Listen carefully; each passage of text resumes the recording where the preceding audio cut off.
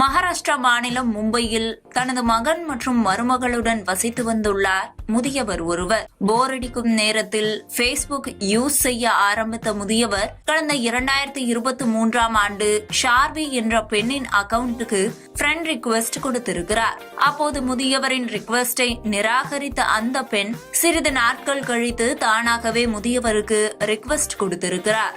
அங்கு தொடங்கியது மோசடிக்கான தொடக்க புள்ளி.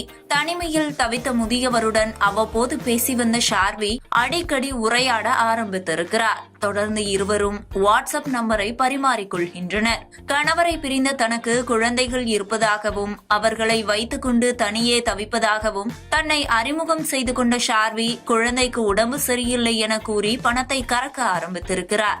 கொஞ்ச நாள் கழித்து முதியவருக்கு வாட்ஸ்அப் மூலம் கவிதா என்ற பெண் மெசேஜ் அனுப்பியுள்ளார். தான் ஷார்வியின் தோழி என கூறி அப்பெண் முதியவருக்கு பாலியல் தொடர்பான மெசேஜ்களை அனுப்பி வந்ததாக சொல்லப்படுகிறது. இவர் ஒருபுறம் பேசிக் கொண்டிருக்க டினாஸ் என்ற ஒரு பெண்ணும் முதியவருக்கு மெசேஜ் அனுப்பியிருக்கிறார். தான் ஷார்வியின் சகோதரி எனவும் ஷார்வி உடல் நலம் சரியில்லாமல் இறந்து விட்டதாகவும் மருத்துவமனையில் அவள் அனுமதிக்கப்பட்டிருந்த போது ஆன செலவுகளுக்கு பணம் தருமாறும் கேட்டிருக்கிறார். இதை கேட்ட முதியவரும் டினாஸுக்கு பணம் கொடுத்துள்ளார். அதன் பின் டினாஸ் மாயமாக ஜாஸ்மின் என்ற பெண் முதியவரை தொடர்பு கொண்டுள்ளார். டினாஸ் வாங்கிய பணத்தை திருப்பி தருவதாக வாக்கு கொடுத்து மேலும் பணம் வழங்குமாறு கூறியிருக்கிறார்.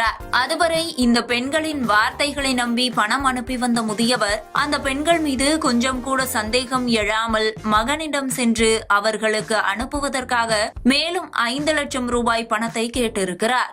எதற்கு என கேட்டபோது மகனிடம் உண்மையை கூறியிருக்கிறார் அந்த முதியவர். உடனே தந்தையின் போனை வாங்கி பார்த்த மகன் அதிர்ந்து போனார். தந்தை ஏமாற்றப்பட்டதை அறிந்த மகன் இது குறித்து மும்பை போலீசிடம் புகார் அளித்துள்ளார். 2023 ஜனவரியில் தொடங்கி தற்போது வரை முதியவர் 734 முறை அந்த பெண்களுக்கு பணம் அனுப்பியிருப்பதாகவும் 4 பெண்களும் ஒரே பெண்ணாக இருக்கக்கூடும் எனவும் காவல்துறையினர் தெரிவிக்கின்றனர். இந்த சம்பவங்களால் கடுமையாக பாதிக்கப்பட்டிருக்கும் அந்த 80 வயது முதியவர் மருத்துவமனையில் சிகிச்சைக்காக அனுமதிக்கப்பட்டிருப்பதாக தெரிகிறது.